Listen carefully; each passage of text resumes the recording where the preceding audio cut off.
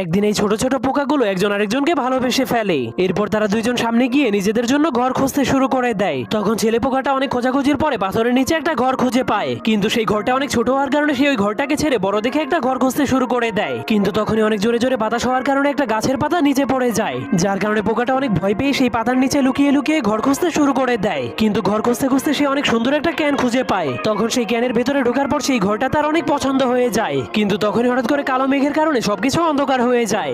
জন্য পোকাটা বাইরে বের হলেই সেখানে অনেক জোরে জোরে বৃষ্টি হতে শুরু করে দেয়, যার কারণে সেই ক্যানের ভিতরে অনেকগুলো পানি ভরে যাওয়ার কারণে পোকাটা তার সুন্দর ঘরটাকে ফেলে নতুন একটা ঘর খুঁজতে শুরু করে দেয়। এরপর সে অনেক পুরনো একটা পাইপের মধ্যে ঢুকে যায়। সেখানে ঢোকার পর সেই ঘরটা তার অনেক পছন্দ হয়, কিন্তু তখন সে দেখতে পায় সেখানে আগে থেকে একজন বসবাস করে। এর জন্য সে অনেক শরম পেয়ে সেখান থেকে চলে যেতে শুরু করে। কিন্তু হঠাৎ করে সেই পাইপের ভেতর থেকে পানি বের হওয়ার কারণে তারা দুইজনই বাইরে বের হয়ে আসে। তখন দিনের আলোতে তারা একজন আরেকজনকে চিনে ফেলে। সেই মহিলা পোকাটাই ছিল তার প্রেমিকা। এরপর তারা জঙ্গলের